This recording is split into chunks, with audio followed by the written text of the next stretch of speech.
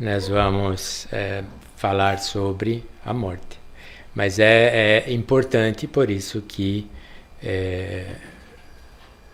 eu estou aqui.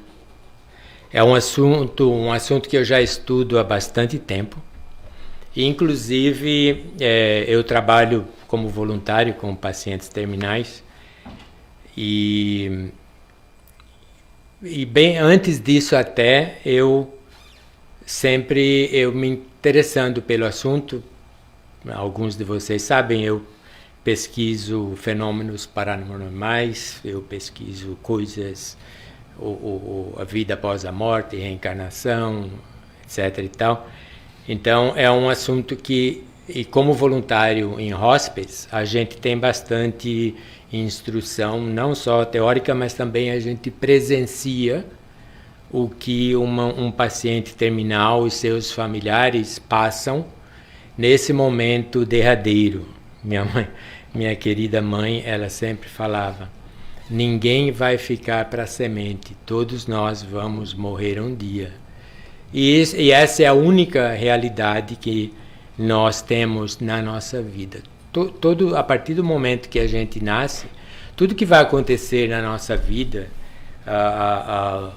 o que vamos ser, o que vamos fazer, com quem vamos nos casar, essas coisas todas, se vamos nos casar, ou vamos ser monges, padre, etc., são tudo probabilidades. Não tem nada certo. Só tem uma certeza, que a gente convive com ela a partir do momento que nós tomamos um corpo físico para vivenciar para a nossa existência física. A única certeza é que um dia o corpo físico vai morrer e nós vamos deixar de existir fisicamente nesse corpo, mas vamos continuar, obviamente, vivendo como espírito. Então, o espírita, para nós, a gente não usa o termo morte, a gente usa desencarnar, nós vamos desencarnar. Então, o espírito, ele desencarna, ele sai da carne. E quando ele encarna, então nós estamos encarnando num corpo físico. Tomamos um corpo físico, encarnamos. O corpo físico morre, desencarnamos. Mas o corpo físico morre, quer queira ou quer não. Ele vai, porque é necessário. Mesmo eu já fiz falei mais um pouco sobre esse tema em um dos cursos que tínhamos aqui tem ainda no KSSF. Então eu apresentava esse tema, apresentei também algumas palestras, mas em menos detalhe do que vamos abordar nesse workshop. E era um assunto que eu já estava, não estava muito assim focado nesse tema, embora ainda estava na minha mente falar sobre isso, mas o que me precipitou, o que me fez voltar, eu falei, eu vou fazer esse workshop. Há um tempo atrás, houve uma situação em nossa família que um familiar foi diagnosticado com um câncer terminal, ou metastizado, e a partir desse momento vem todo aquele questionamento, que não é fácil você receber uma notícia assim. E embora a gente acredita que existem coisas que o Espiritismo não acredita em milagre, mas milagre, o termo é algo que não é naturalmente explicável, embora no Espiritismo a gente explicaria isso naturalmente. Para você, para reverter um câncer metástico que já tomou o seu corpo todo, precisa de uma vontade, uma excelente vontade divina e um mérito incrível e a possibilidade de você regressar, você voltar à saúde física e fazer... um negócio muito grande. E isso a gente vê estatisticamente, que é difícil você reverter um caso assim. É difícil, é muito difícil. Pegar no começo, tudo bem, é possível. Mas reverter a ponto de essa pessoa falar, não, agora estou saudável, vou fazer aqui, é complicado. Então vai acontecer, em algum ponto, a gente presencia e nossas famílias, isso aí comumente, porque é algo que é natural, então vai acontecer. E a pessoa já, embora nessa situação, com o câncer nessa situação e dolorido como pode ser, e doloroso, ainda tinha esperança de curar-se e não sabia ou não queria saber como era realmente o caso dela, se era terminal, se ela estava certo ter esperança, se ia voltar. E o médico, quando ela foi fazer os exames, essas coisas todas, o médico sabia que era difícil reverter. Mas o médico falou para a filha, mas não falou para a mãe, para a paciente. E, pior ainda, o médico fala para a filha, não fale para ela. E aí está ela lá, sem saber. Nós vamos abordar esse tema também aqui.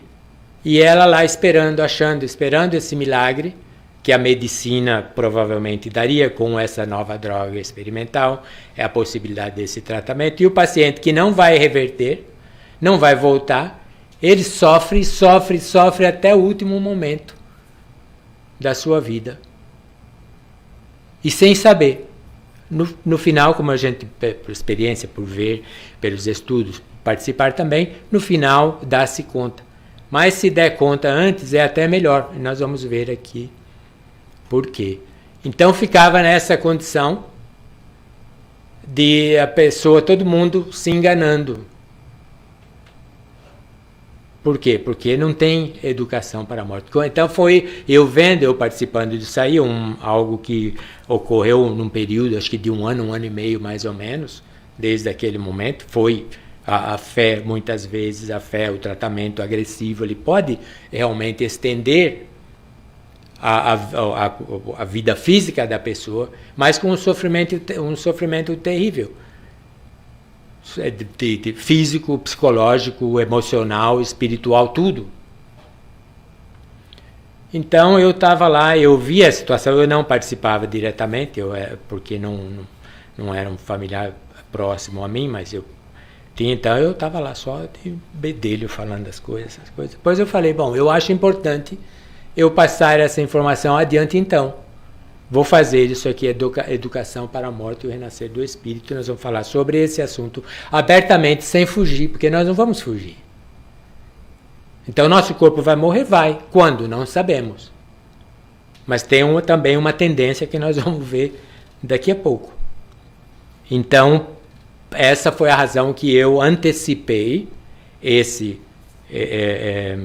tema. Inclusive, eu fiz vai ser um workshop, talvez em 3 domingos, então já o próximo, a parte 2 será no dia 29 e a parte 3 provavelmente no segundo domingo de setembro, porque é complexo. Então eu já peguei os temas principais que eu achei que devia abordar, porque o projeto também, devo terminar um livro esse ano, e o ano que vem eu pretendo trabalhar nesse assunto, nesse tema, porque eu acho de muita importância. Então, eis a razão que estamos falando sobre esse assunto. Aqui, a educação para a morte, porque eu acompanho também trabalhos no Brasil e tal, mas aqui nos Estados Unidos, como eu estou radicado aqui já há muito tempo, até nem me lembro mais, mas eu vivi mais aqui do que no Brasil, aqui e depois trabalhando nesse tema também, que eu fui colocado, depois do Espiritismo, eu queria conhecer isso aí, então a vida, a situação coloca a gente onde a gente precisa estar. E eu acabei descobrindo que aqui tem esse tema, porque hospice, aqui, nós vamos falar sobre isso aí também, que é tratamento paliativo de pacientes terminais com no máximo 6 meses de vida, é muito forte aqui, muito forte, é um trabalho fabuloso que é feito visando os últimos dias ou meses de vida com dignidade, onde a pessoa, no caso de paliar, de melhorar o sofrimento físico, emocional e espiritual. O meu trabalho no hospice é com a parte espiritual e emocional, que é o que mais... A parte física, tirar a dor, tem os medicamentos, tem as morfinas, tem os percassetes, esses remédios da vida, mas isso aí não trata a dor, o sofrimento espiritual, emocional. Aí é o trabalho que a gente faz. Então aqui existe um movimento muito forte na educação para a morte. E um deles eu coloquei é a ADEC, se pudesse projetar isso. A ADEC, que é a ADEC, Associação para a Educação da Morte e Aconselhamento. Então eu sou membro, eu estudo na ADEC. Na ADEC eu faço um curso de tanatologia, a gente vai ver o que é daqui a pouquinho. Então eles têm um trabalho muito grande nesse tema de educação para a morte, com cursos, workshops também, treinamento, certificação em tanatologia, como a gente vê. Então eles oferecem essa educação e até mesmo certificação em tanatologia. Eu sou membro dessa organização. E temos, existem outros trabalhos também, a níveis nacionais ou a níveis universitário, hospitalar para isso. Locais tem muito trabalho de educação para a morte aqui nos Estados Unidos. E também tem uma organização que eu coloquei aqui, INELDA, colocaram o nome International End of Life Doula Association, a Associação Internacional da Parteira do Fim da Vida. Isso que a doula é, parteira do fim da vida. E a parteira, a doula, são as parteiras que fazem em muitos lugares por aí ainda partos, ou ajudam, auxiliam. E como por associação, nesse trabalho, que é um trabalho que começou com Elizabeth Kubler-Ross, de dar apoio ao paciente terminal, todo o apoio.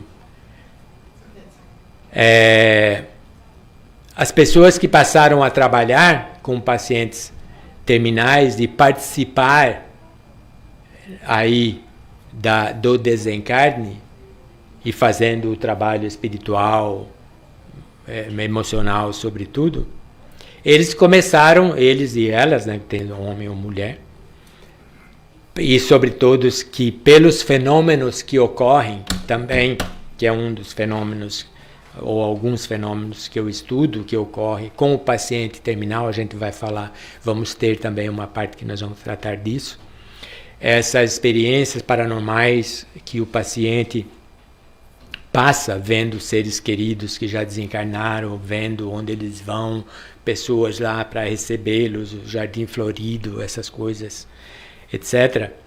Então eles começaram a perceber que o que eles estavam fazendo aí era, na verdade, auxiliando o encarnado, a doula, a pessoa que está lá do lado da cama do desencarnante. O que ela estava fazendo era auxiliando esse parto, o parto espiritual. Então eles começaram a falar, nós somos doulas espirituais. E tem treinamento, certificação e ganham. É uma profissão.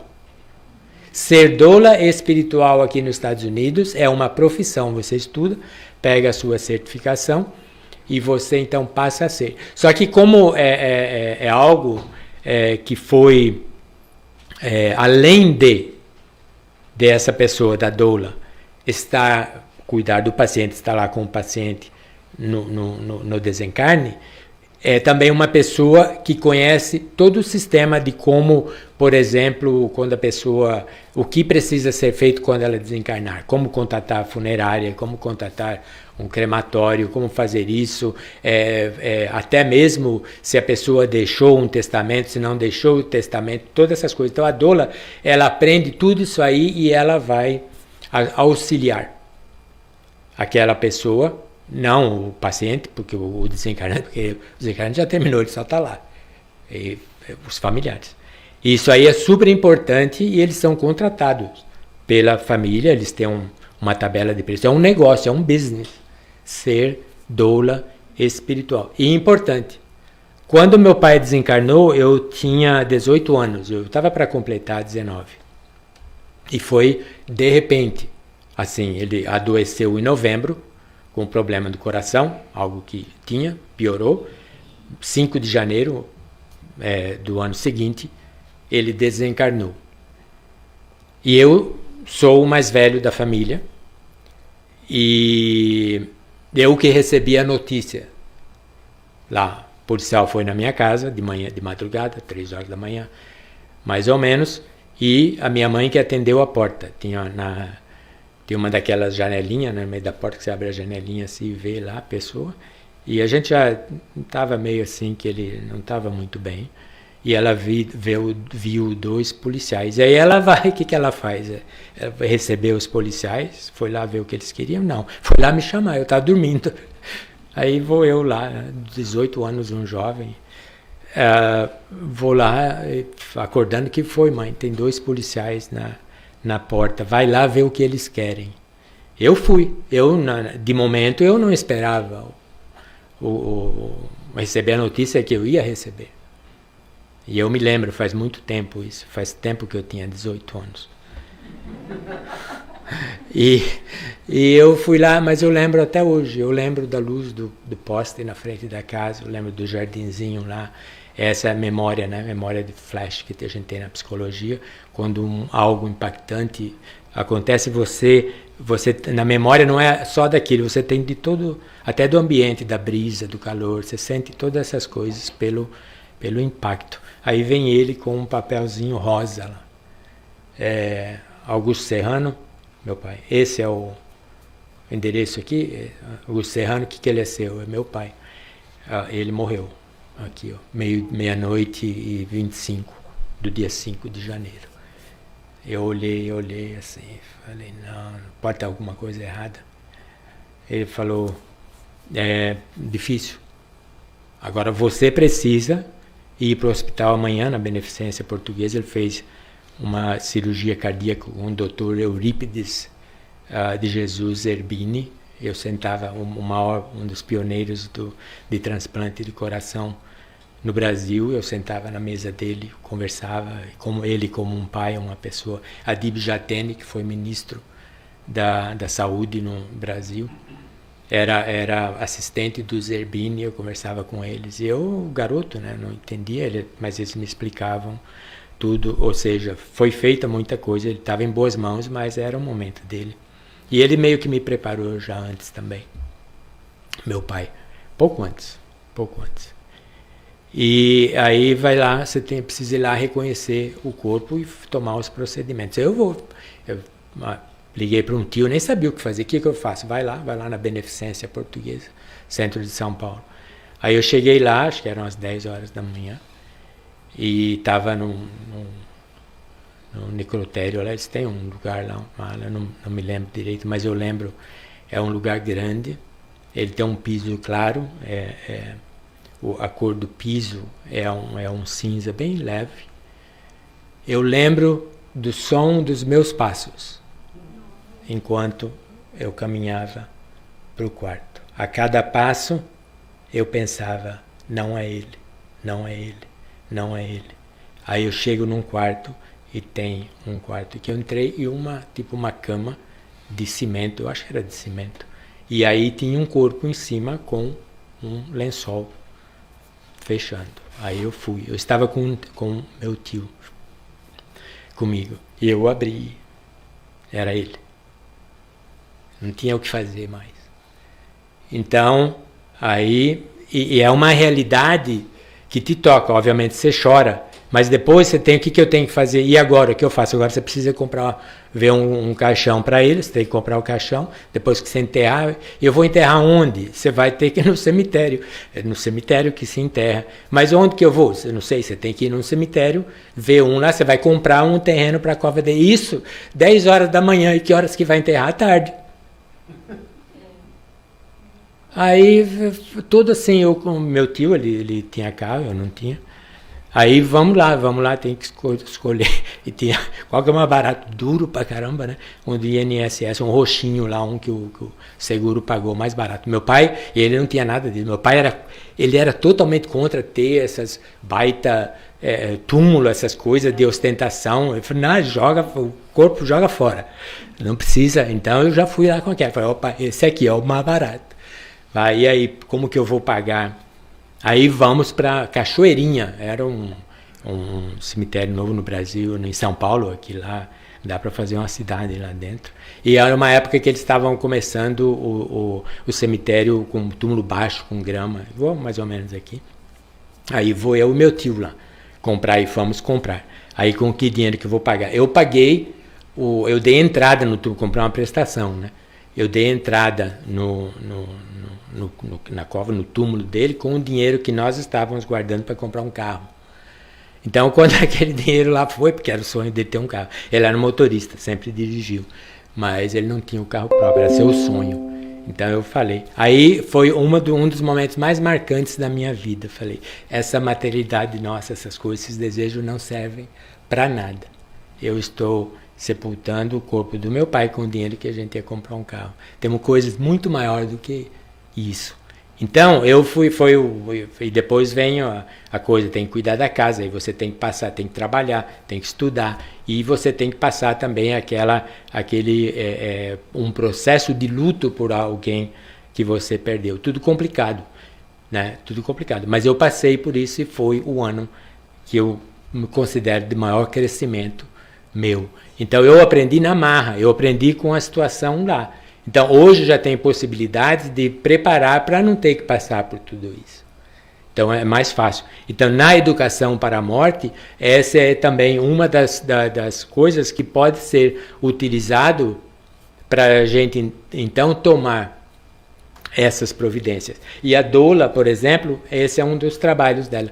Aliviar, ela está lá, ela está de fora, né? Ela está de fora, ela auxilia aquelas pessoas como fazer, para ela não ter que passar por, além dela estar passando por aquela situação de perda, que pode ser ela foca naquilo, foca naquele contato, enquanto que a pessoa aí auxilia a tomar providência de outras coisas que uma pessoa de fora, com a cabeça tranquila, pode fazer ainda melhor. Então, hoje, uma das razões, dos objetivos do meu workshop, Educação para a Morte, é também se preparar para isso. Para essas coisas que pode acontecer conosco diretamente, pode não acontecer conosco diretamente, mas a gente tem essa capacidade e o conhecimento de auxiliar quem a gente pode auxiliar que esteja passando por isso. Então eu fiz vários tópicos com o objetivo de o discutir aqui e também para o livro. Então essa aqui é uma parte, vai ter mais. Nós vamos ver no slide seguinte. Então, tanatologia, a importância da educação para a morte, o que é a morte, as várias maneiras de morrer. O paciente terminal deve saber por que tememos a morte. Os 5 estágios do morrer ou do luto, ou da perda, não necessariamente da perda, da morte, embora Elizabeth Kübler-Ross, que observou esses estágios, ela foi observado no processo, ela trabalhando com pacientes terminais, ou no processo de que aquela pessoa que foi diagnosticada com uma doença terminal passa, desde o momento que lhe dão o prognóstico de terminalidade e até o desencarne, o que acontece. Então a gente vai ver nesses 5 estágios, e aí nós vamos ver os estágios finais. E nesse caso aqui, dos estágios do morrer, dos estágios finais, são pessoas que estão terminais, mas tem muitos, nós vamos ver aí 20 maneiras de morrer. Tem as várias maneiras. A maneira de morrer bem é você educar-se para a morte. De morrer mal é você não educar-se, porque você não sabe o que está acontecendo. Então a nossa ideia, e a gente vai ver daqui a pouco também por que é importante isso aí. Então existem 20 maneiras, que se morre mais, e a gente vai ver também um outro item importante aí e tem aí a hierarquia das maneiras de morrer. A gente não vai se dar ao luxo de escolher uma, mas uma daquelas será de como a gente vai deixar a vida física. Aí, o restante dos tópicos são as 5 tarefas do morrer. Eu já fiz até uma palestra com esse tema, porque cada um desse tópico dá uma palestra, porque a gente pode entrar em mais detalhes de cada um, mas aqui a gente vai fazer algo assim mais, depois para o livro eu pretendo dar mais detalhes. O que se sente na hora da morte, o que se vê na hora da morte, como o espírito se desliga do corpo, para onde se vai depois da morte, e se existe mesmo vida depois da morte, e a dor da perda, o luto e o pesar. A gente vai também tocar nesse tópico porque é algo que é normal, é natural, passar por esse momento quando o que fica, né? Como o ser querido que fica, vai passar. E aqui nos Estados Unidos, no Brasil também já tem profissionais que trabalham com isso. Profissionais que auxiliam a pessoa a passar por essas fases. Tem fases também, tem algumas que são complicadíssimas, que acabam com a vida da pessoa, pelo menos até ela aceitar. Muitos não vão aceitar nunca, mas existe maneira de procurar auxílio de profissionais que podem auxiliar essa pessoa a passar por esse momento, por essa fase que todos vão passar. Eu não tinha tempo de fazer isso. Eu era adolescente, eu trabalhava, estudava, era o mais velho da família, eu praticamente que ganhava o sustento da família, então eu não tive tempo de nada disso, não dava nem para pensar. Então, o estar ativo, ele sei lá, se eu for ver como que eu passei esse luto, eu nem sei como, mas eu acho que pela atividade, pela responsabilidade e a voz do meu pai sempre martelando na minha cabeça: eu posso morrer, você não, você tem que cuidar da família. Aí eu falava: bom, então eu estou fazendo bem meu papel. Já foi ao contrário com meu irmão, que ele era 3 anos mais novo que eu, um apego, um amor muito grande para meu pai, todos tínhamos, um homem muito, muito fantástico, viveu pouco, 44 anos aqui na Terra, e ele já foi mais complicado, pelo apego, pelo carinho, por essas coisas. Então tem gente que vive realmente, passa essa fase complicada, mas existe como resolver. Que nada, eu li uma frase muito bonita, aliás eu vi num filme, eu queria citar essa pessoa, mas eu não consegui, era sobre perda também. Ela falou que o tempo é compassivo, o tempo ele tem compaixão, ele cura todas as feridas. Então no final ele cura. A gente nunca vai esquecer a ferida, a cicatriz, mas a gente sempre vai ver que ela está lá. Então nós vamos começar com a tanatologia, e tem aqui uma estátua aqui do Thanatos. A tanatologia vem de Thanatos, da mitologia grega, o deus da morte. Ele é filho de Nix, que é a noite, e de Erebus, trevas.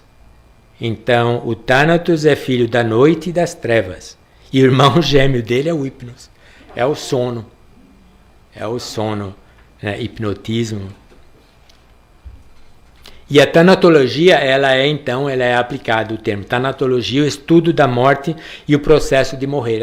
Eu peguei essa definição no manual de tanatologia, justamente da ADEC. A ADEC ela tem um manual excelente material, para quem quiser, é em inglês, está em inglês, e que se compra lá com ele, acha-se no Amazon também. E tem todas as etapas, o que passa, os processos sobre, no caso, a morte e o morrer, inclusive o processo do luto, tudo isso aí, os autores são... Com licença. Os autores são acadêmicos de alto gabarito, que compilaram, que participaram da organização desse manual. E é o manual que a gente estuda para conseguir a certificação de tanatólogo com a ADEC e mais as horas práticas e teóricas que se tem trabalhando com pacientes terminais. A importância da educação para a morte. Por que que é importante? A gente tem aqui um poema de Michel de Montaigne, filósofo francês, nasceu em 1533, desencarnou em 1592. Esse aqui eu traduzi, é tradução livre, eu traduzi do inglês para o português, o original, obviamente, é francês. Homens, pessoas, né, seres humanos, vêm e vão, e trotam, e dançam, mas nunca uma palavra sobre a morte. Até aí vai tudo muito bem, mas quando a morte chega, a eles, as suas esposas, seus filhos, seus amigos, colhendo-os desprevenidos e despreparados, que tormentas de paixão os sobrepujam, quanto choro, quanta fúria, quanto desespero. Portanto, se nós nos preocuparmos um pouquinho em educar-nos para esse processo, inclusive eu tenho fases da minha vida que eu procuro dedicar-me a um certo tema ou alguma coisa na minha vida, visando minha transformação. Uma delas que eu tinha nesse projeto, que já iniciou-se, porque eu não sei quando é que vai chegar a hora, é justamente preparar-me para a morte. E eu já o faço, eu também procuro compartilhar isso com a minha família, com minha esposa, com minhas filhas, e até mesmo com o Dante, meu neto, de 7 anos, que isso é uma realidade que uma hora ou outra vai acontecer. Não se sabe quando, mas a certeza é que vai. Então eu faço esse trabalho primeiramente para educar-me para a morte do meu corpo, para o meu desencarne, porque eu acho importante. Eu não quero estar desesperado naquela fúria, eu não quero ter aquilo. Eu quero estar em paz, sabendo de que eu fiz o melhor que eu consegui fazer, de acordo com os recursos que eu tinha, morais, intelectuais, espirituais, tudo, eu fiz o melhor. E agora então eu quero paz naquele momento de transição, seja ele como for. Eu trabalho para isso com bastante afinco. E eu me sinto bem com isso. Eu não fujo dessa realidade. Um dia, quando a gente escreve o primeiro livro, e as pessoas sabem, eles perguntam, e o segundo, já fez? Quando sai o segundo, já tem nome? E o terceiro, já tem? Então eu tinha escrito o primeiro e o segundo, aí não fizeram a pergunta do terceiro. Você já... E aí, já está escrevendo outro livro? Estou. Terceiro, como é que chama o livro? Já tem nome? Tem. Como é que é? Sua mala está pronta? Ela é católica. Eu falei, cruz credo, não tinha um tema melhor para você escrever, não? Falei, esse é um tema bom, interessante. Por que é importante educar-se para a morte? Ralph Waldo Emerson, ele foi um filósofo americano e ele escreveu uma frase muito linda. O conhecimento é o antídoto do medo. Eu, de pequeno, eu nunca comi manga e tomei leite, porque eu ouvia falar, eu sou do interior, porque falava que se eu comesse manga e tomasse leite, dava congestão e eu morria. E aí eles acreditavam também. Tinha um espelho em Bocaina, na minha casa. Depois que tivemos espelho, teve uma época que não tinha espelho, mas aí teve uma época que tinha um espelho maior. E eu, quando começava a chover e a relampear, minha mãe pegava um pano e cobria o espelho. E eu falava, por que você está cobrindo o espelho? Para não cair raio. Aí eu pensava, mas como que o raio vai entrar na casa para se olhar no espelho? E eu não entendia. Mas até um dia, isso o que são essas coisas? É da ignorância, né? Da ignorância. Como que a gente elimina esses medos? Conhecendo. Então o conhecimento, ele é o antídoto do medo. Você já pode comer manga e tomar leite sem morrer, né? A não ser que o leite esteja contaminado, sei lá, mas todo leite estragado que eu já tomei, só tinha uma coisa que acontecia, que você tem que ficar no banheiro mais vezes do que o normal, né? Mas morrer nunca, até agora. Então é isso aí. E também para a nossa educação para a morte, esse conhecimento ele pode aliviar esse medo. Ele pode. E alivia. Mas em algo assim mais drástico. Nas experiências de quase morte, nós vamos mais para o final, não nessa parte, vai ter uma parte se existe mesmo vida após a morte, que nós vamos utilizá-lo na experiência de quase morte.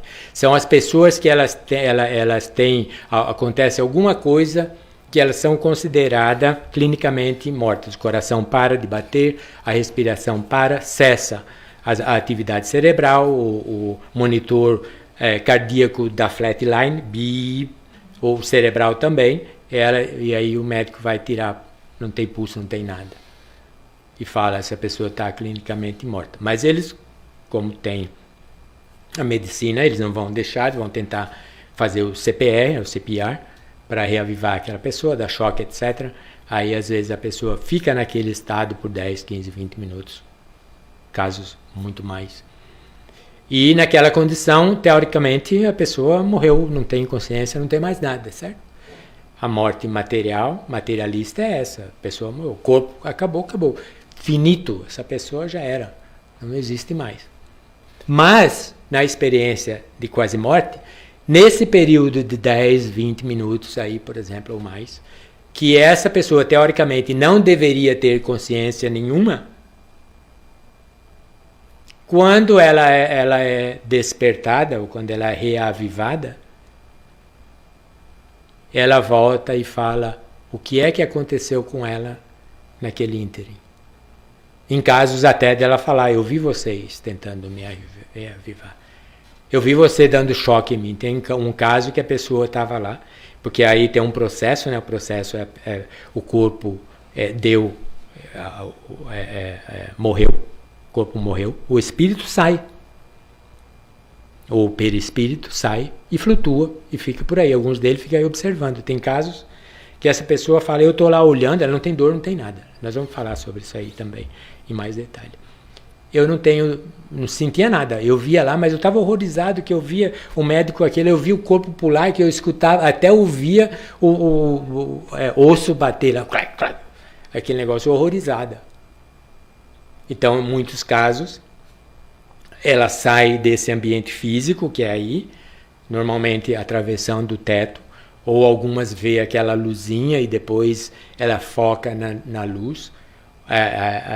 Tem casos, vou citar esses casos mais agradáveis, porque tem os desagradáveis também. Eu tenho um livro que chama Os que Voltaram para Contar, que tem detalhes sobre esse fenômeno e histórias, casos. Então ela sente uma paz incrível, não tem dor, não tem nada, e depois ela vê a luz, em muitos casos é recebida por entes queridos, ela vai em um lugar onde ela é até conduzida até eles, chega lá, vê pessoas que ela pensava que estava morta, que jamais veria, parentes, professores, pessoas importantes na vida dela, um ser de luz, muitos associam esse ser de luz com Jesus, que vai mostrar para ela, fazer uma revisão de vida, ver como ela tem vivido esse tempo, e vai mostrar para ela vai fazer pergunta, vai ter resposta, isso tudo.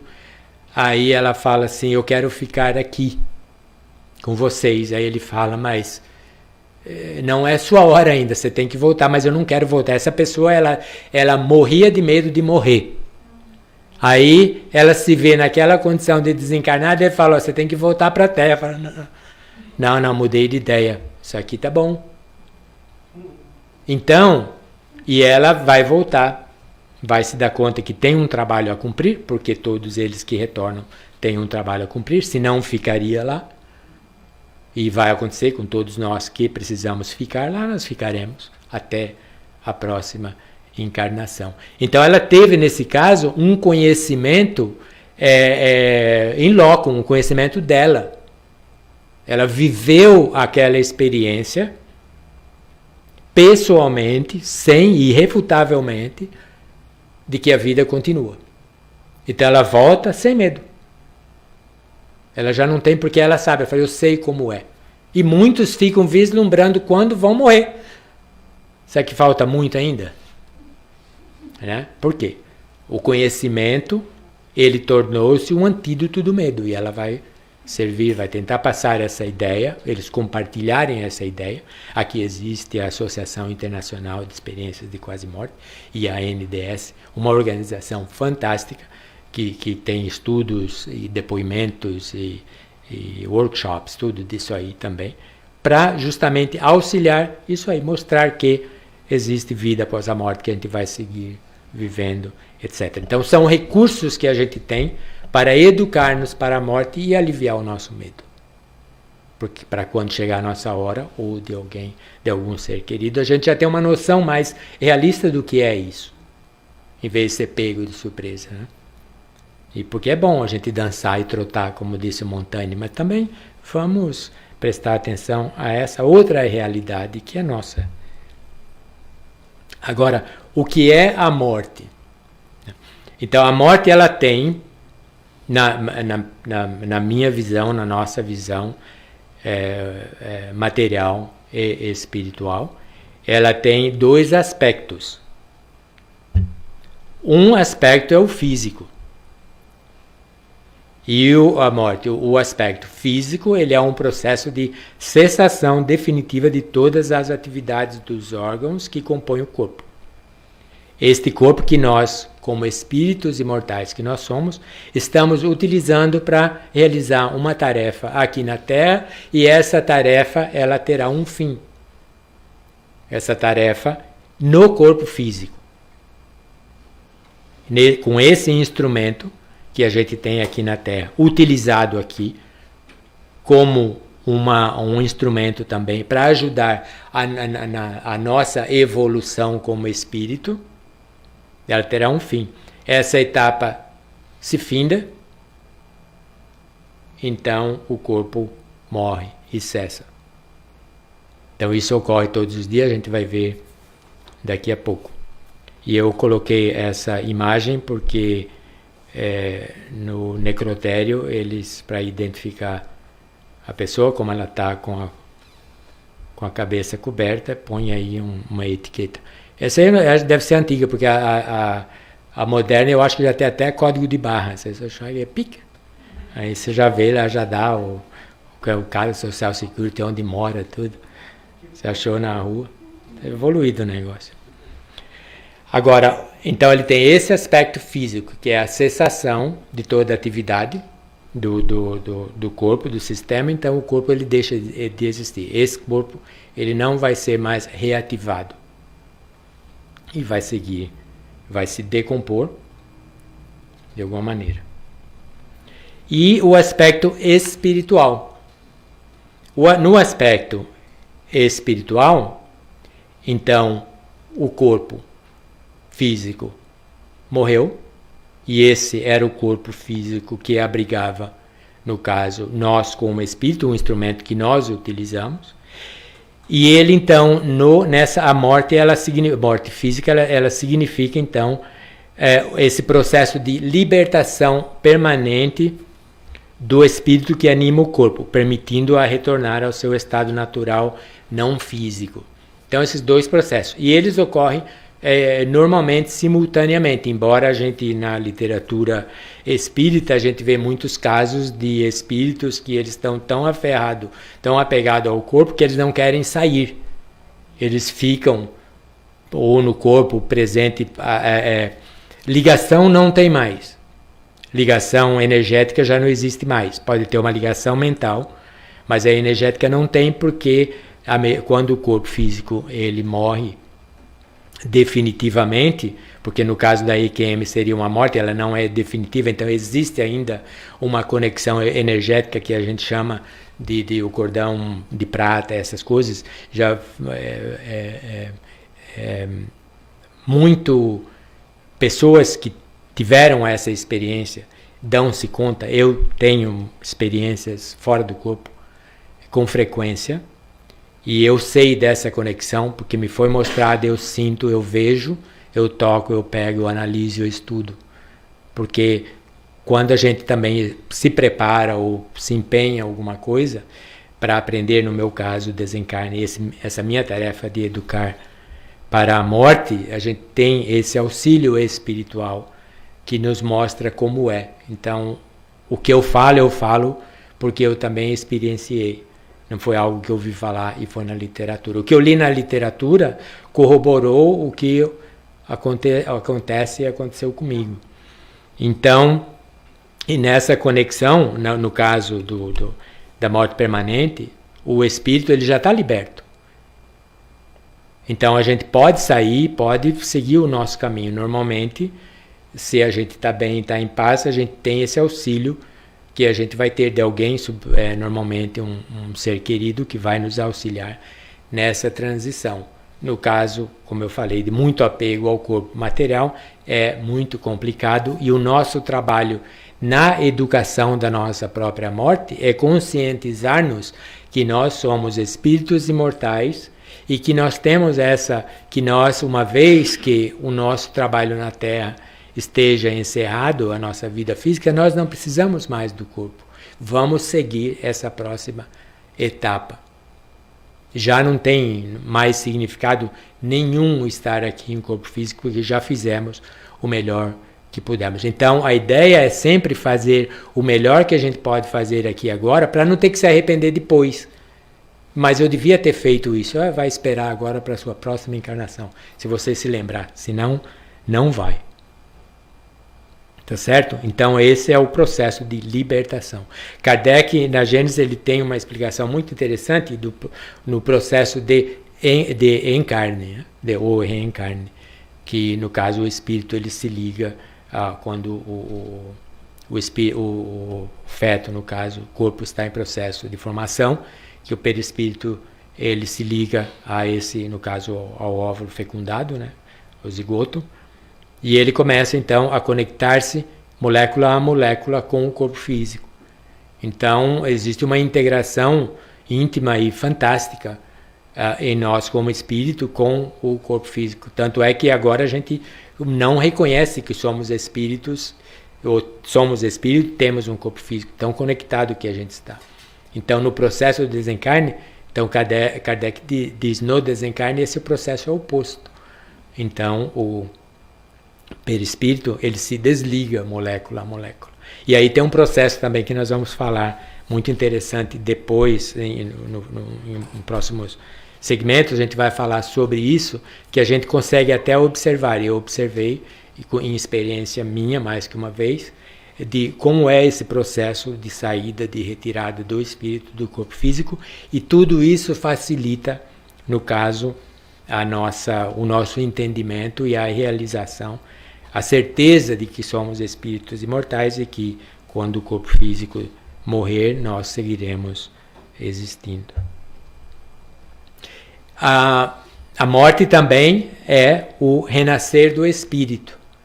É um nascimento no parto ao contrário. Então a gente volta a renascer como espírito, sem o corpo físico, sem essa vestimenta que a gente está, o nosso estado mais puro, sem o corpo físico.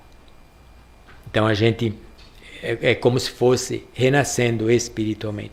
Em toda experiência, a EQM, a experiência de desdobramento, a experiência fora do corpo, por exemplo, o desencarne, que ele é um desencarne parcial, ele é temporário. Então, no caso de pessoas que passam por EQM, experiência quase morte, 10 minutos, 20 minutos, meia hora. Em experiências fora do corpo, em desdobramento, se é em trabalho, depende do trabalho espiritual, ele pode demorar 1 hora, 2 horas fora do corpo físico. Aí volta. Então sempre tem essa liberação. No caso do desencarne, por exemplo, quando o espírito morre, então já é um desligamento mais permanente, já foi cortada toda a conexão com o corpo físico. Pelo menos energética, às vezes pode existir ainda consciencialmente a pessoa que ainda não está preparada. Mas fisicamente ou energeticamente já não tem mais conexão. Então é isso que a gente quer ter. A gente quer ter, um dos objetivos da educação para a morte é ter essa conscientização que uma vez fora do corpo, já que a gente vai dar conta, porque vão ter pessoas ou espíritos nos orientando, e a gente sabe que então chegou aquele momento. Então agora essa é a minha realidade. E um dos trabalhos que eu faço fora do corpo com auxílio espiritual, obviamente guiado, é justamente alertar muitos desencarnantes que, como dizia, alguém já assistiu o Mágico de Oz? A Dorothy não fala para o Totó, nós não estamos no Kansas mais. Totó, nós já não estamos mais no Kansas, nós estamos em outro lugar agora, né? Nós estamos em Oz. Então, é mais ou menos assim, quando a gente chegar naquele momento lá, a gente já não está mais em Kansas, não estou mais em Homestead ou Deerfield Beach. Ou talvez podemos até estar num espaço por aqui, mas numa outra realidade. Então, conscientizar-nos disso. Ok, tá bem, e agora o que eu faço? Então, what's next? Essa é a ideia. Então nós vamos ter alguém, porque o nosso trabalho vai continuar, o nosso aprendizado vai continuar fora da vida física, a nossa evolução também. Então a gente vai fazer isso, nós vamos seguir essa naturalidade, essa parte, esse novo processo, essa nova etapa evolutiva que a gente acaba de entrar após o desencarne. Então é ter essa consciência, essa clareza de entendimento de que é uma nova realidade e a vida continua. A vida não cessa, é apenas transformada. Então, agora a gente vive uma forma de vida, que é a vida física, grosseira, mais grosseira, e super importante. E ela será transformada, a gente vai continuar vivendo sem o corpo físico. Tem uma frase muito bonita de Emmanuel, que ele diz que a morte significa apenas uma nova modalidade de existência, uma existência diferente, sem o corpo físico, numa realidade mais sutil do que essa aqui, sem ter que pagar aluguel, sem ter que pagar contas, cartão, sem se preocupar com essa. Muito viajar, você viaja para onde você quiser, não precisa de passaporte, não precisa de visto, não precisa de vacina contra a Covid, nem nada, nem precisa se preocupar que não vai pegar a Covid, nem quarentena, nem nada. E essa existência continua sem milagres e sem saltos, natural. Natural. Eu tive uma experiência uma vez com um jovem, eu vou passar esse aqui, eu falo nela, porque é uma frase bonita de André Luiz.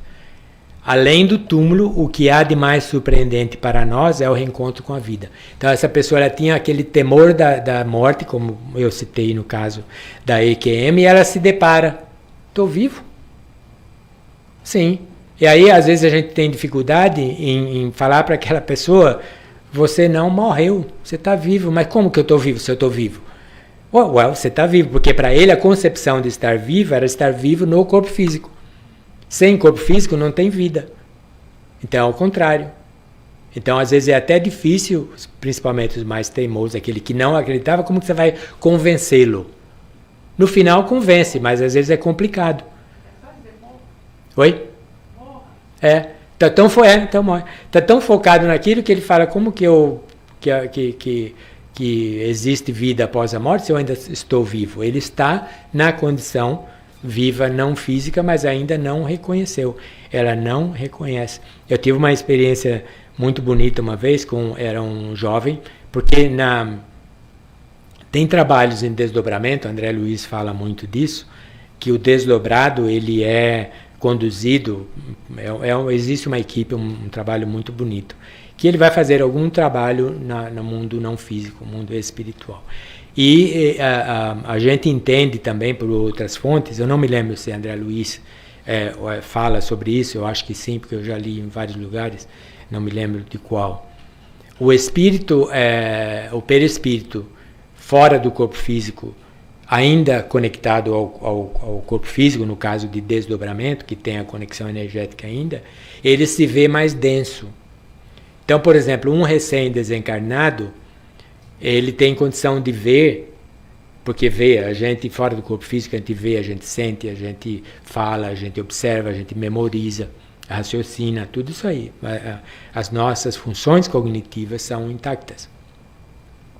Então, ela tem mais condição de observar ou de ver e de interagir, por exemplo, um recém-desencarnado, com alguém fora do corpo físico, que está tendo uma experiência fora do corpo, conectado ainda, ligado ao cordão, e esse cordão é visível, e espíritos vêm, eles sabem quem são os desencarnados e quem não são, observando o cordão de prata, normalmente sai da nuca. E os que já estão lá há mais tempo, já têm uma energia mais sutil, é mais difícil para o recém-desencarnado observar. Então, nas experiências fora do corpo, a gente tem um trajeto, um processo muito interessante. Como se fosse um sonho, de repente você está alerta e você se vê viajando, ou você vê sendo levado a um lugar por alguém, ou sozinho, sabendo onde é que você precisa ir e o que é que você precisa fazer. Totalmente consciente, tanto é que nessas minhas experiências eu falo para ver, a gente tem uma maneira de você checar, ver se você está fora do corpo. Então eu falo meu nome, meu endereço celular, já cheguei a falar o número, meu número, meu social security, e aí eu falo, bem, então eu estou fora do corpo, estou fazendo alguma coisa.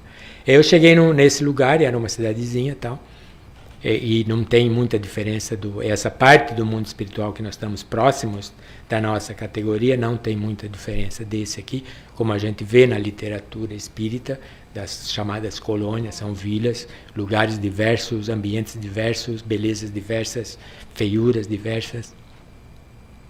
Então, nesse caso, tinha um jovem, eu cheguei para um grupo, o grupo que eu cheguei, que estava aqui, e era eles, eu ia trabalhar com eles ou para eles, e aí eles me apontaram e falaram, aquele rapazinho lá.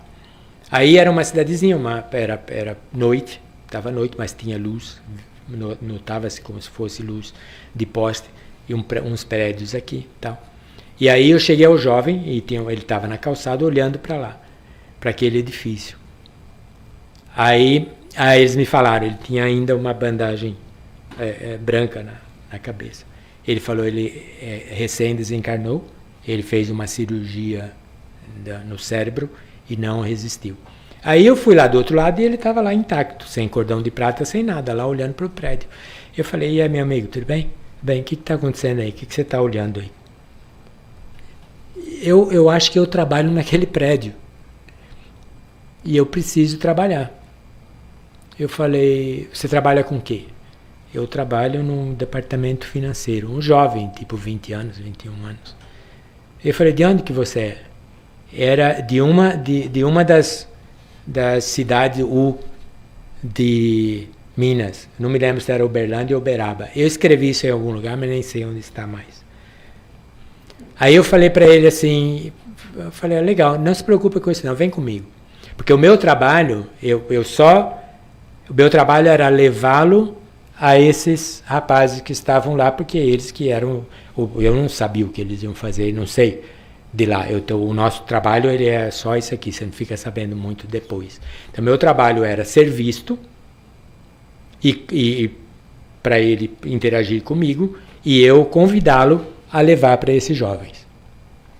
Então, ele veio comigo. Quando eu cheguei lá, quando eu estava, antes de chegar no grupo, ele devia ter uns 4 ou 5, então eles circundaram o rapaz. E eu voltei para Homestead. Meu trabalho já estava feito. É uma experiência fantástica.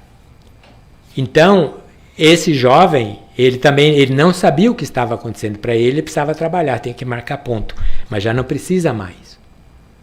Então, ele teve uma surpresa, ele teria uma surpresa depois, como André Luiz, que é esse reencontro com a vida.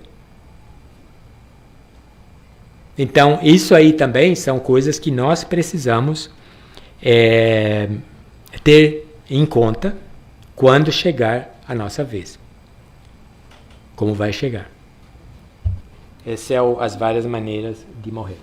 Então, nós temos, isso aqui é tempo real. Isso aqui é tempo real. Cada uma volta dessa é uma pessoa desencarnando. Nesse momento. Nesse exato momento. Não para. Não para. Não para. Um dia será nós aqui virando. Um dia vai ser aqui. A projeção de morte, de desencarne hoje é 166 mil. Hoje. 166 mil. No ano, até agora, desencarnaram 37 milhões. E a expectativa de desencarne de 60 milhões 791. Houve um aumento, até que acentuado, de desencarnes mais que a média nesses tempos de Covid. Então, isso aí houve um aumento. E isso aí é um processo, uma reciclagem. Todos os espíritos que já cumpriram a sua missão na Terra. E daqui a pouco a gente vai ver mais ou menos as idades. Quais formas de desencarne? Nós temos aqui 20 casos. 20 formas. Aqui. A número 1 é problemas do coração. Problemas arteriais. Número 1. Então... Precisa rolar abaixo? Não, pode deixar aí. Então, esse é o número 1, problema de coração. Então, problema de coração a gente já sabe mais ou menos quem padece desse mal, né? Então, pessoas com extravagância, tem pessoas que é a maneira de viver a vida dela, como ela é desregrada em muitos casos, causa problema de coração. Outros têm problemas congênitos, outros têm problemas que não têm nada a ver com a vida física, com a maneira dela viver, mas que, por uma razão ou outra, ela vai padecer desse problema e desencarnar através dele. Mas é a número 1, a maneira de desencarnar. A número 2 é stroke. Como é que fala em português? É derrame. Então essa é a número 2 também, que tem a ver também com problemas do coração, essas coisas. Então eu leio mal dos dois lados, porque eu estou sem óculos, eu esqueci de trazer. Então não faz diferença. O 3 também é problemas pulmonares, de obstrução respiratória, também causado por uma série de coisas. E por aí vai, 20 casos, né? Problema respiratório tem 2, tem 2 casos, que é o crônico, e tem um mais, lower. Aí, Alzheimer, né? Tem muitas outras. Bronquites, né? Brônquios, traqueia, também problemas pulmonares. Diabetes. Road injury, acidentes de trânsito é um deles. Aí tem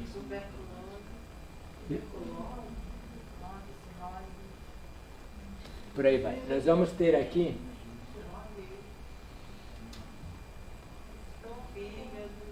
câncer, AIDS ainda está aqui. Eu queria ver, deixa eu ver. Qual? Isso, esse que eu queria ver. Suicídio, ele está na posição 18 dessas 20 principais. Existem outras maneiras.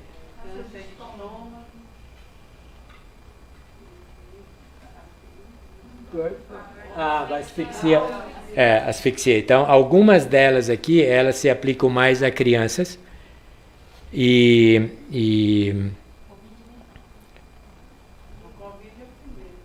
Covid aí. O desencarne de crianças, sobretudo com menos de 5 anos, embora ele tenha diminuído bastante, a morte de crianças menores de 5 anos, elas ocorrem, a maioria delas, na África subsaariana, ou seja, a África abaixo do Saara. Ok. Então, esse aqui nesse gráfico, esse aqui eu achei super interessante. Aí eu ia falar que teve um declínio na mortalidade infantil desde 1990 até 2019, de 59%. Ainda se desencarna muitas crianças com menos de 5 anos, mas já teve uma diminuição muito grande e com talvez a medicina, e como já falado, são países da África, a gente vê esforços de organizações, de ONGs, Bill Gates, que vai vacinar crianças, muitos lugares que crianças também eram acometidas por poliomielite, por exemplo, já tem vacina, já não padecem mais. Então a tendência é que futuramente mais crianças com menos de 5 anos viva mais, porque a gente está vendo também um influxo muito grande de espíritos novos, mais desenvolvidos, que vêm nos auxiliar na nossa evolução. Então, eles vêm aqui, muitos deles só precisam daqueles anos para terminar alguma encarnação, vai desencarnar, depois vai retornar e vai voltar melhorado, 2.0, né? Vai voltar 2.0. Aqui nós vamos encerrar então a parte de hoje com esse slide, com esse gráfico, e nesse gráfico eu queria demonstrar que se alguém trabalha em contabilidade ou economia, tem um processo de quando você tem mercadoria, você vende mercadoria, você recebe mercadoria, que chama a gente utilizava, eu trabalhava no Brasil com empresa americana, então a gente usava o termo FIFO. Eu não me lembro qual que é a sigla em português. FIFO é First In, First Out. Primeiro que entra, primeiro que sai. Então você tem você vende frango, você pega um estoque de frango, você vai vender o que chegou primeiro. O que chegou depois, era mais fresco, você vai vender depois. Então no nosso aqui, na nossa encarnação, é mais ou menos assim. É FIFO também, é First In, First Out. Então eu tô aqui, ó, porque esse aqui, ó, vê que os que mais desencarnam são esse aqui, ó, nóizinho, de cabelinho branco já, com artrose, com tudo. Nós estamos no roxo. Olha aqui, ó nós aqui, ó. De 50, 69, ainda pode curtir mais, que ainda tem um tempo. Porque não vai pro roxo. Olha, o roxo está aqui, ó, esse é o azul.